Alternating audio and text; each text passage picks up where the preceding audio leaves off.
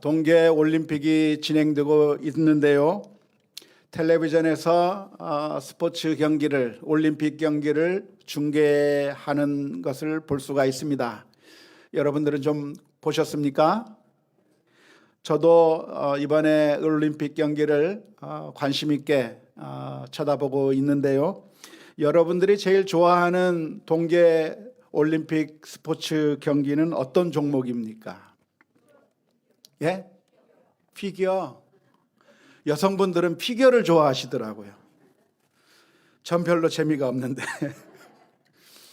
저는 무엇이 재미있냐면 쇼트트랙이나 컬링이 재밌습니다. 특별히 동계 스포츠 올림픽 경기 중에서 쇼트트랙과 컬링을 주의 깊게 살펴보고 있는데요. 왜 이 경기가 좋냐면 우리나라 선수들이 잘하기 때문에 그렇습니다. 정말 뛰어난 기량으로 세계 모든 선수들을 제치고 승리하는 그 모습을 볼 때 마치 제가 이긴 것처럼 그렇게 기쁘고 너무나도 행복한 느낌을 받을 때가 있습니다. 지난주에 황대현 선수가 1500m 쇼트트랙에서 금메달을 땄습니다. 잘 아시는 것처럼 판정 시비 때문에 정말 마음고생을 했던 선수였는데 월등한 실력으로 아무리 편파적인 심판이라고 할지라도 전혀 어떤 시비를 걸 수 없게끔 완벽하게 추월해서 그래서 결국 금메달을 따내는 그런 모습을 보면서 어쩌면 대한민국의 모든 국민들이 감동을 많이 받았을 거라고 생각을 합니다. 참 열심히 수고한 사람에게 그리고 그런 결과를 이루어낸 사람에게 금메달을 수여하는 것은 정말 자랑스러운 일이 아닐까 싶습니다. 저는 그 경기를 보면서 어쩌면 우리들의 영적인 면에 있어서도 올림픽 경기와 같지 않을까 생각해 보았습니다. 우리가 천국에 들어가는 것, 우리가 구원을 받는 것, 이것을 가리켜서 이것을 스포츠 경기에 비유할 수 있다고 한다면 영혼의 올림픽이라고 말할 수 있지 않을까. 영혼의 올림픽에서, 천국의 올림픽에서 영적인 금메달을 따는 일을 한번 생각해 보고 싶었습니다. 과연 이 영혼의 올림픽에서 저 영적인 금메달, 영적인 면류관, 영적인 트로피를 받을 수 있는 사람은 누구일까요?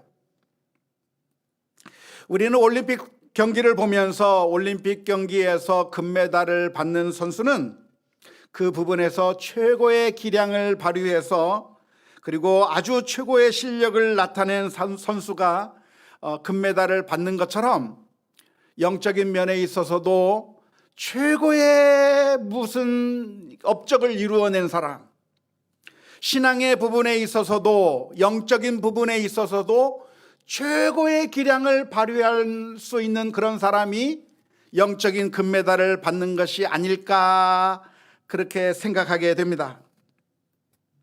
어쩌면 모든 사람들이 그렇게 자연스럽게 그런 결론을 내릴 수가 있을 것이죠. 그래서 대부분의 종교에서는 말하기를 당신이 영적인 금메달을 원한다면, 당신이 영적인 면류관을 원하고 트로피를 원한다면 열심히 노력하십시오. 최선을 다해서 최고의 노력을 기울여서 지성을 다해서 그래서 영적인 금메달을 따라고 가르치는 것이 이 세상 대부분의 모든 종교에서 가르치고 있는 교훈입니다. 마음을 비워보십시오.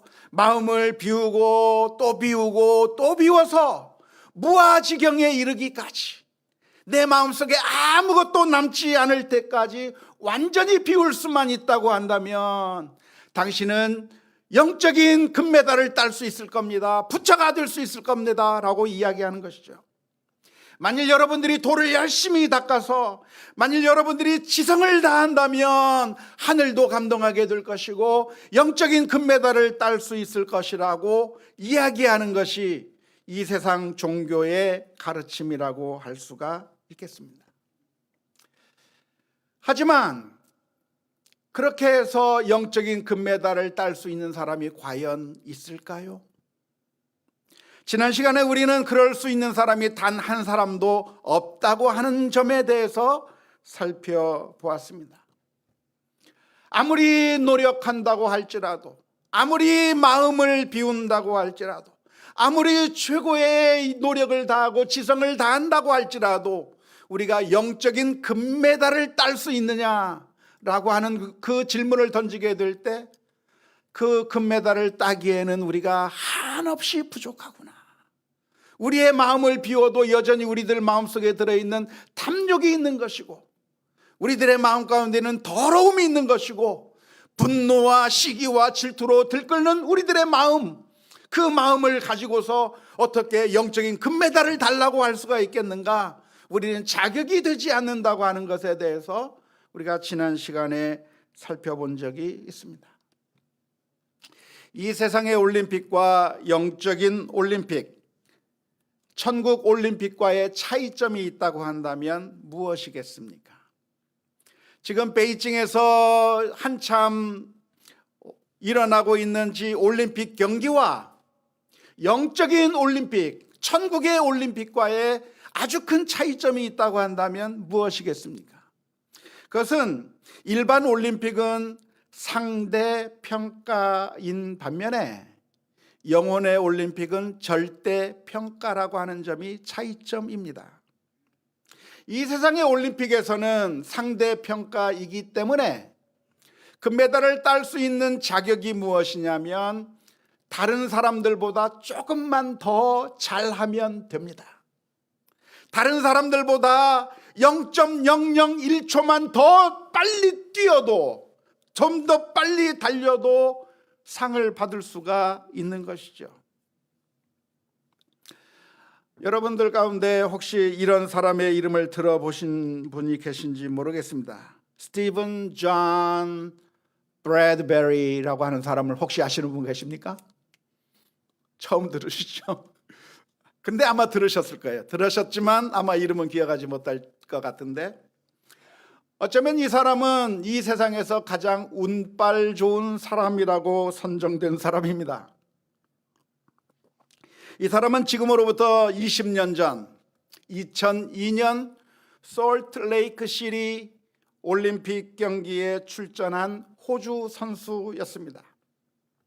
그런데 이 호주 선수는 쇼트트랙 경기에 출전하게 되었는데요, 실력이 뛰어난 선수냐면 실력이 뛰어난 선수가 아닙니다.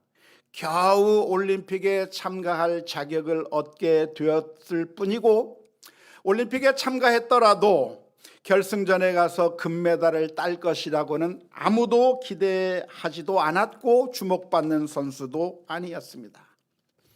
그런데 1000m 쇼트트랙 경기에서 준결승전에 가게 되었는데요, 그 준결승전에서 이겨서 결승전으로 올라가야 되는데 이 선수가 결승전에 올라갈 가능성이 없는 겁니다. 왜냐하면 실력이 뒤처지니까요. 그 준결승전에 누가랑 같이 경기를 했냐면 우리나라의 김동성 선수와 경쟁을 벌였습니다. 김동성 선수는 아십니까? 예, 아신다는 얘기는 실력이 뛰어나다는 얘기잖아요. 아주 뛰어난 김동성 선수와 함께 준결승전을 치렀는데 김동성 선수는 탈락되고 이 선수가 결승전에 진출했습니다. 왜? 이 김동성 선수가 앞에 막 달려가다가 다른 선수와 뒤엉켜가지고 넘어지는 바람에 맨 뒤에 달리던 이 브래드베리 선수가 어부지리로 올라간 거예요, 결승전에. 그래서 운 좋게 결승전에 올라갔습니다. 이제 결승전에 올라가서 다시 경기를 하게 되었는데 결승전에 올라간다고 하더라도 금메달을 딸 수 있는 가능성은 없었습니다. 네 사람이 경쟁을 했는데 네 사람 중에서 실력이 제일 뒤처지는 선수입니다. 나머지 선수는 어떤 선수가 있었느냐? 안톤 오노라고 하는 선수가 같이 뛰었습니다. 안톤 오노 아시나요? 헐리우드 액션으로 유명한 그 안톤 오노, 헐리우드 액션은 액션이지만 엄청난 실력을 가지고 있는 선수가 안톤 오노 선수가 함께 결승전에 나왔습니다. 또 한 사람이 나왔는데 누구냐면 안현수 선수가 나왔습니다. 안현수는 아십니까? 예, 빅토르 안이라고 귀화해버린 그 선수, 금메달리스트인 그 안현수 선수가 같이 뛰는 이 경기에서 아직 실력이 별로 없는 이 브래드베리 선수가 우승할 수 있는 가능성이 없었습니다. 그런데 무슨 일이 일어난 줄 아십니까? 그림을 한번 보시면 좋겠는데요. 보시는 바와 같습니다. 맨 뒤에 달리던 스티븐 존 브래드베리가 앞에 있는 세 명의 선수 안톤 오노, 리자준, 안현수가 한꺼번에 뒤엉켜서 쓰러진 그 사이에 혼자 부딪히지 않아서, 맨 뒤에 달렸기 때문에 부딪히지 않아서 1등으로 들어가서 금메달을 땄어요. 이 호주 선수를 기념하기 위해서 호주 정부에서는 기념 우표까지 발행할 정도로 유명 인사가 되어 버렸는데요. 실력이 없던 이 선수가 금메달을 딴 이유는 아주 간단합니다. 다른 사람들이 못해서 딴 것이죠. 못해도 다른 사람들이 못했기 때문에 그 사람들보다 0.01초만 빨라도 금메달을 딸 수 있는 것이 이 세상의 올림픽이라고 할 수 있습니다. 하지만 천국 올림픽, 영혼의 올림픽, 누가 구원을 받을 것인가, 누가 하나님 나라에 들어갈 것인가 라고 하는 이 올림픽에서는 상대평가가 아니고 절대평가입니다. 하나님의 그 높은 기준의 합격점을 받아야 들어가는 것이지, 하나님의 그 높은 기준에 미치지 못했는데 다른 사람들보다 조금 더 낫고 다른 사람들보다 조금 더 잘한다고 해서 상대평가로 들어갈 수가 없다고 하는 것이 천국 올림픽의 특징이라고 할 수가 있는 것이죠. 그래서 아무도, 우리 가운데 그 누구도 완벽하게 하나님께서 원하시는 만큼 마음을 비울 수 없고, 탐욕을 완전히 제거할 수도 없고, 시기와 미움과 질투를 완전히 제거할 수도 없고, 우리들의 마음 가운데 더러운 욕심들을 완전히 제거할 수도 없는 연약한 인생이 하나님의 합격점을 받기는 어렵게 되는 것입니다. 일반 스포츠에서도 금메달을 따는 것은 하늘의 별 따기입니다. 요즘에는 스포츠 선수들이 아주 인기가 많잖아요. 손흥민 선수가 저 영국의 프리미어 리그에 가서 아주 뛰어난 기량을 발휘하고 그리고 인정받는 모습을 보면서, 그리고 유현진 선수가 미국 메이저리그에 가서 거기서 아주 인정을 받는 뛰어난 투수로서 세계인들의 각광을 받는 그런 모습을 보면서, 그리고 또 올림픽에서 뛰어난 기량을 발휘하는 선수들을 보면서 우리 자녀들도 스포츠 선수로 키우고 싶다고 하는 그런 마음을 조금씩 가졌던 부모님들이 있었을 겁니다. 하지만 쉽게 우리 자녀들을 그쪽으로 보낼 수가 없는 이유가 무엇일까요? 그것은 그렇게 성공하는 사람은 정말 가물에 콩나듯 정말 극소수에 불과한 것이고요. 100년 만에 한 명 나오는 거예요. 수천 명이, 수만 명이, 수십만 명이, 아니 수백만 명이 노력을 해서 그 모든 사람들이 달려가는데 딱 한 명 금메달 받는 거예요. 딱 한 명 월드 클래스가 되는 거예요. 이 세상의 스포츠에서도 금메달을 따는 것은 하늘의 별 따기와 같은 것이고, 단 한 명만 금메달을 받고 나머지 모두는 다 금메달을 받을 수 없는 아주 힘들고 어려운 것이라고 한다면, 영적인 스포츠인 이 천국의 올림픽에서 영적인 금메달은 누가 딸 수 있겠는가? 우리가 노력해서 도달할 수 있는가? 불가능하다는 게 성경의 가르침이에요. 이 세상 종교는 가능해, 가능하니까 해봐라고 이야기하고 있지만 성경은 분명하게 이야기합니다. 가능하지 않다, 불가능하다라고 이야기하고 있는 게 성경의 가르침입니다. 로마서 3장 23절의 말씀, 모든 사람이 죄를 범하였음에 하나님의 영광에 이르지 못하더니, 하나님의 영광이라고 하는 기준, 정말 완벽한 기준에 도무지 이룰 수 없는 게 우리들의 모습이라 이 말입니다. 무슨 이야기입니까? 쇼트트랙 경기를 하는데 모든 선수들이 다 페널티를 받아서 단 한 선수도 금메달을 딸 수 없는 그런 상태가 되는 것과 마찬가지로 우리 모두가 다 실격 판정을 받을 수밖에 없는 그런 상황이라고 하는 것이 우리가 처한 상황이라고 성경은 가르쳐주고 있습니다. 그런데 놀라운 것은 우리가 다 자격이 없고 다 불합격인데 복음이 우리들에게 주어져 있습니다. 그 복음은 무엇입니까? 그런 불합격인 우리들에게 하나님께서 금메달을 주시겠다고 하는 거예요. 빵점짜리 우리들에게 금메달을 걸어주시겠다고 하는 것이 하나님의 놀라운 복음이 되는 것입니다. 어떻게 우리가, 자격이 없는 우리가 하나님의 구원을 얻게 되었습니까? 어떻게 자격이 없는 우리가 하나님의 의를 힘입게 되었습니까? 어떻게 우리가 불합격인데도 불구하고 의의 면류관을 쓰게 되고 영적인 금메달을 받게 되고 영적인 트로피를 들어 올리게 되었습니까? 그것은 우리가 잘해서가 아니라 예수님이 잘했기 때문에 그렇습니다. 예수님께서 영적인 금메달을 따시고 우리들을 향해서 시상대 위로 같이 올라오라고 초대해 주고 계시기 때문에 그렇습니다. 내가 금메달을 땄는데 이 금메달은 나만을 위한 금메달이 아니라 우리 전체를 위한 금메달이니까 아무개야 올라오라, 아무개야 나랑 같이 금메달을 받자고 시상대 위로 우리를 초대해 주셨기 때문에, 우리가 같은 편이기 때문에 같이 금메달을 받자고 예수님께서 말씀해 주셔서 우리는 아무것도 한 것이 없지만 송구스럽게 슬슬 올라가서 그 시상대 위에서 같이 금메달을 받는 것과 마찬가지입니다.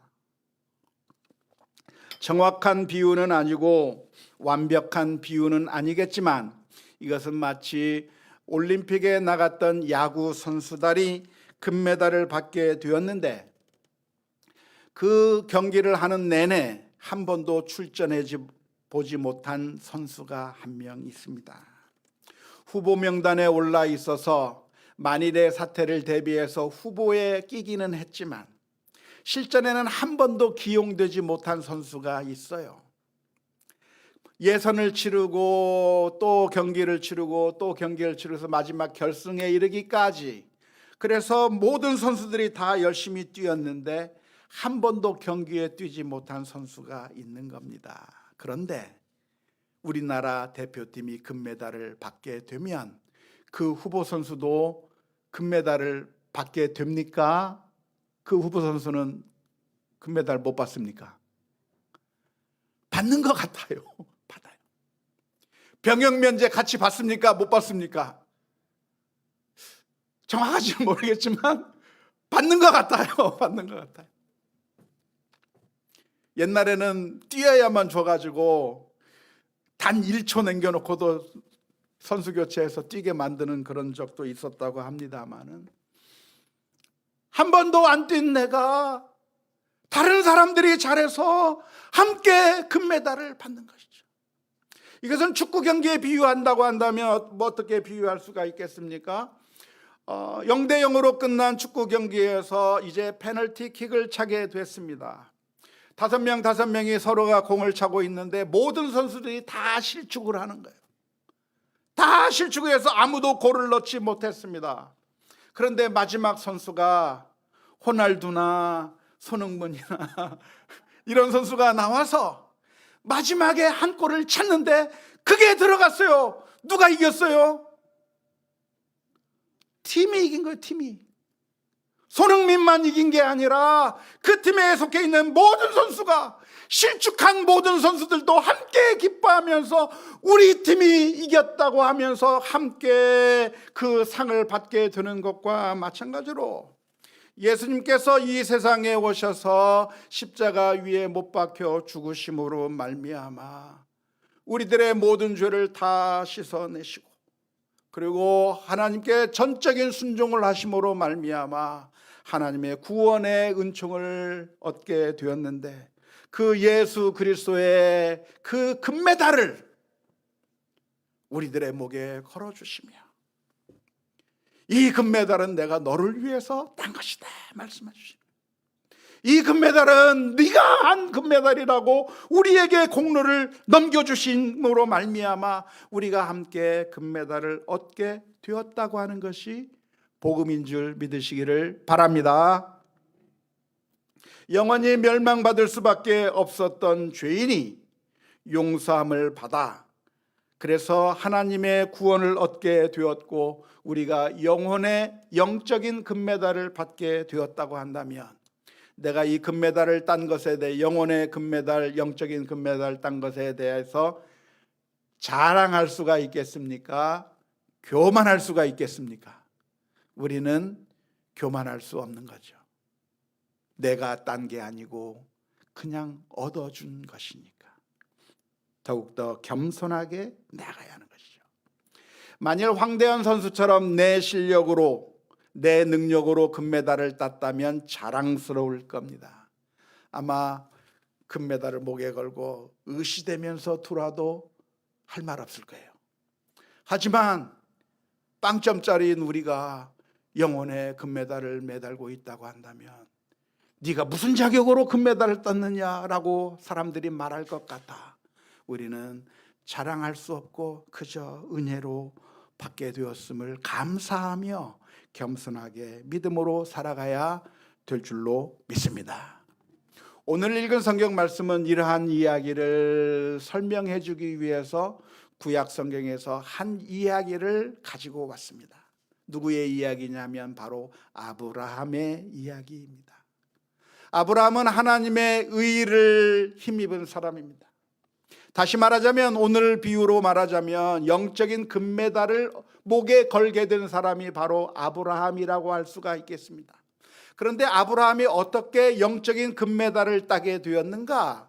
어떻게 아브라함이 이렇게 하나님의 의롭다 하심을 입게 되었는가? 어떻게 아브라함이 하나님께서 인정하는 자가 되었는가라고 하는 것을 구약 성경을 통해서 설명하는 가운데, 그것은 아브라함이 무언가 다른 사람들보다 더 뛰어나고 다른 사람들보다 더 많은 의를 이루었고 완벽한 행위를 했기 때문에 의롭게 된 것이 아니라, 무엇 때문에 의롭게 되었다고요? 믿음으로 받아들인 것뿐이다. 오늘 읽은 로마서 4장 2절에서 3절 말씀은 이렇게 기록합니다. 만일 아브라함이 행위로서 의롭다 하심을 받았으면 자랑할 것이 있으려니와 하나님 앞에서는 없느니라. 성경이 무엇을 말하느냐? 아브라함이 하나님을 믿음에 그것이 그에게 의로 여겨진 바 되었느니라. 아브라함이 하나님의 의롭다 하심을 받았는데, 다시 말하자면 영적인 금메달을 따게 됐는데, 어떻게 아브라함이 영적인 금메달을 땄는가? 구약 성경에서 뭐라고 설명하냐면, 그것은 하나님께서 쇼트트랙 경기장을 만들어 놓고, 아브라함아, 네가 쇼트트랙 경기 1등으로 돌아와. 그러면 내가 영적인 금메달 줄게. 그래서 아브라함이 열심히 돌아가지고 1등으로 돌았기 때문에 영적인 금메달을 준 게 아니라 그냥 받았다는 거예요. 믿음으로 받았다는 거예요. 아무것도 이룬 것이 없는데 하나님을 믿음에 하나님께서 주셨다는 거예요. 이게 복음인 것이죠. 구약 성경에 이미 복음이 들어가 있는 것인데요, 아브라함은 어떤 사람이었습니까? 완벽한 사람이 아니에요. 그는 의심이 많은 사람이었고, 그는 거짓말한 사람이었고, 그는 하나님을 신뢰하지 못한 사람이었던 것이고, 여러 가지 허물들을 찾아보면 허물들이 너무나도 많은 사람이 바로 아브라함이었던 것이죠. 그런데 그 아브라함에게 하나님께서 나타나셔서, 아브라함아, 내가 너에게 의롭다고 할 테니까, 영적인 금메달을 주려고 할 테니까 나에게 번제를 몇만 마리를 바쳐라. 그러면 내가 의롭게 해줄게. 그렇게 한 게 아니라는 거예요. 열심히 네가 신앙생활을 해서 정말 선을 쌓고 엄청나게 쌓아서, 그래서 내가 원하는 만큼 쌓으면, 그러면 내가 너를 의롭다고 할게, 해준 게 아니란 얘기예요. 그럼 어떻게 해줬는가? 하나님을 믿음에 하나님께서 그것을 의로 여기시고 그를 인정해 주셨다고 하는 것입니다. 아브라함이 최고의 기량을 발휘해서 영적인 금메달을 땄다고 한다면 아브라함에게 박수 쳐줄 수가 있겠고, 아브라함이 자랑스럽게 여길 수 있겠지만, 아브라함은 그것이 아니라 거저 주시는 하나님의 은혜를 그냥 받게 된 것입니다. 믿음은 무엇입니까?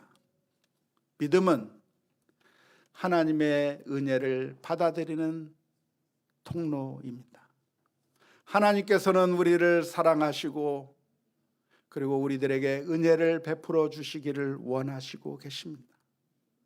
그리고 그 선물을, 엄청난 선물을 준비해 주시고, 저 천국의 보화를, 천국의 약속들을 하시면서 주시려고 하는데, 안타깝게도 수많은 사람들이 그 하나님의 약속을 믿음으로 받아들이려고 하기보다는 불신하고 의심하면서 받아들이지 않다고 하는 것이 문제인데요. 믿음은 무엇입니까? 하나님을 신뢰하기 때문에, 이 약속을 말씀해 주신 분이 사기꾼이 아니라 하나님이시기 때문에 하나님을 전적으로 믿고 신뢰할 때 하나님의 축복이 우리 자신의 것이 되는 줄로 믿습니다. 민수기 21장에 보면 한 사건이 기록되어 있습니다. 이스라엘 민족이 가나안 땅을 향해서 나아가는 가운데 여러 가지 어려움을 겪게 되었습니다. 그때 이스라엘 민족들은 하나님을 향해서 원망하기 시작했습니다. 하나님이 왜 우리를 이곳에 끌고 나와서 우리를 이곳에서 죽게 하느냐? 하나님을 향해서 원망하고 불평하고 비난하기 시작했습니다. 그때 하나님께서는 이스라엘 민족을 징계하셨는데요, 불뱀을 보내어서 이스라엘 민족을 징계하셨습니다. 갑자기 나타난 불뱀들이 이스라엘 민족을 물기 시작했는데요, 이 불뱀이라고 하는 것은 너무나도 치명적인 독을 가지고 있는 뱀이었기 때문에 이제 그 불뱀에 물린 사람은 아무런 대책도 없이 이제 죽을 수밖에 없는 상황 가운데 이르게 됐습니다. 그때 모세는 하나님 앞에 엎드려 간절히 기도했습니다. 하나님, 이 민족을 불쌍히 여겨 주옵소서. 하나님, 이 민족을 좀 살려 주옵소서. 하나님 앞에 간절히 기도하게 될 때 하나님께서 모세의 기도를 들으시고 한 가지 방법을 주셨습니다. 그러면 모세야, 내가 너에게 방법을 하나 줄 텐데, 지금 당장 노스로, 구리로 뱀을 만들어 장대에 높이 달라고 했습니다. 그리고 그 장대를 높이 달아놓은 그 놋뱀을 달아놓고, 그리고 이스라엘 민족에게 말하기를, 누구든지 놋뱀을 바라보면 너희가 살 것이라 라고 말씀해 주셨어요. 그래서 모세가 그 말씀을 듣고 그렇게 놋뱀을 만들어서 장대에 매달고 이스라엘 민족에게 선포하는 겁니다. 하나님께서 너희를 불쌍히 여겨주셔서 살려주실 것이니 저 놋뱀만 바라봐라. 그러면 너희가 살 것이라고 했는데, 사람들이 봤습니까? 안 봤습니까? 안 봤어요. 보는 게 뭐가 어렵다고 안 봐요. 그걸 안 보고 죽는 거예요. 내가 믿기만 하고 하나님을 믿고 신뢰하고 바라보면 살 수 있는데, 많은 사람들이 하나님을 믿고 신뢰하는 가운데 자신의 죄를 뉘우치고 하나님을 이제 신뢰하며 바라보는 사람들은 살았지만, 그 가운데 마음이 완악한 자들은 하나님께서 선물을 주시겠다고 하는데도 마음의 문을 닫아버렸을 때 그들에게 그 하나님의 놀라운 축복이 올 수가 없었던 것이죠. 종종 우리는 믿음이라고 하는 것도 우리의 공로로 생각하는 경향이 있는데요, 공로가 아니라 믿음은 하나님께서 우리에게 거저 주시는 은혜를 받아들이는 마음의 반응이라고 할 수가 있을 것입니다. 아브라함은 그렇게 하나님을 믿었습니다.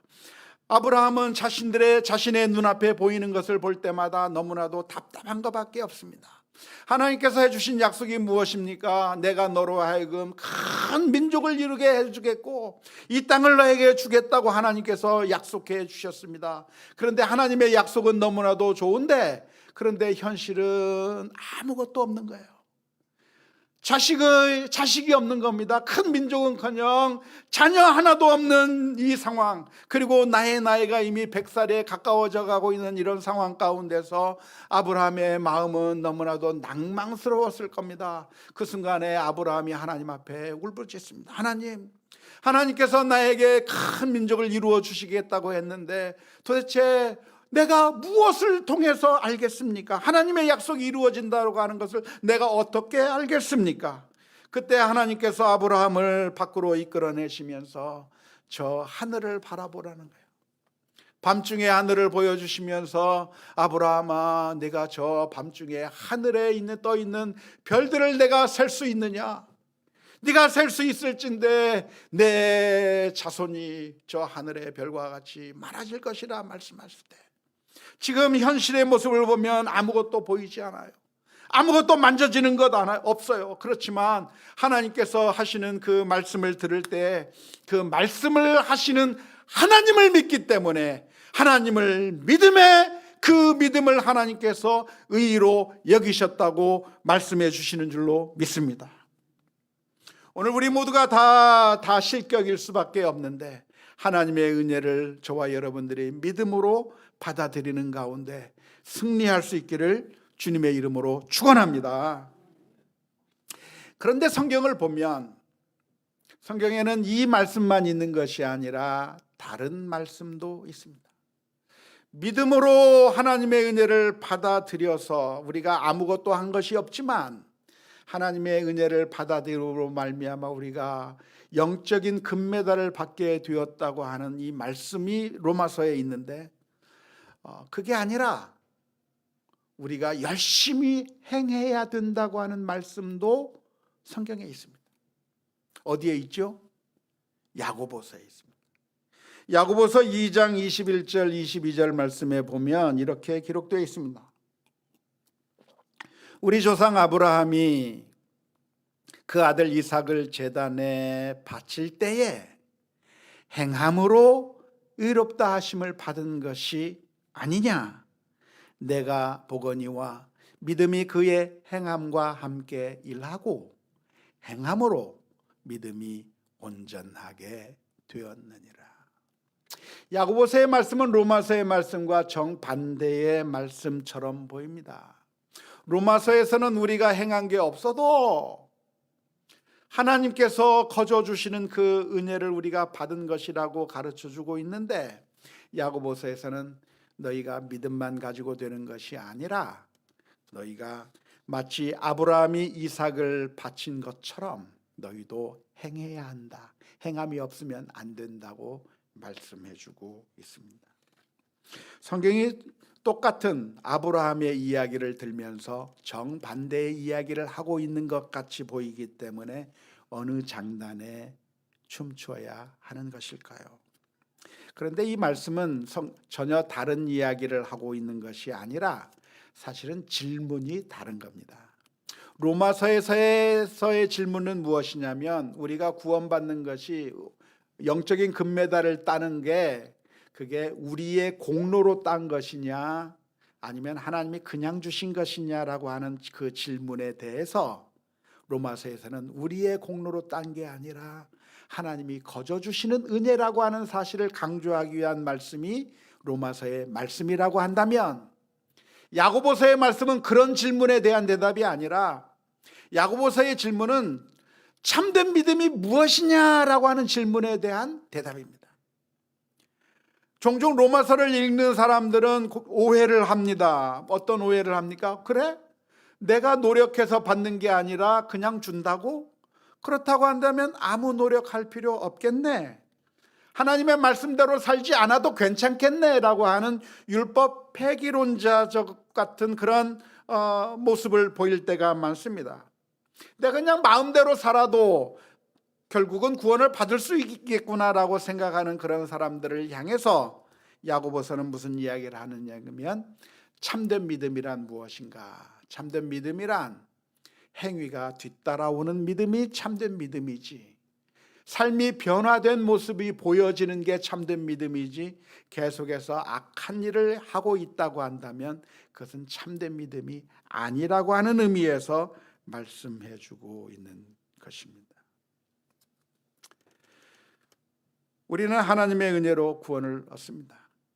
그러기에 우리는 겸손해야 하고, 그리고 하나님의 은혜를 믿음으로 받아들여야 하고, 더 나아가 나 같은 죄인을 구원해 주신 그 은혜에 감사하며 믿음으로 살아가야 할 줄로 믿습니다.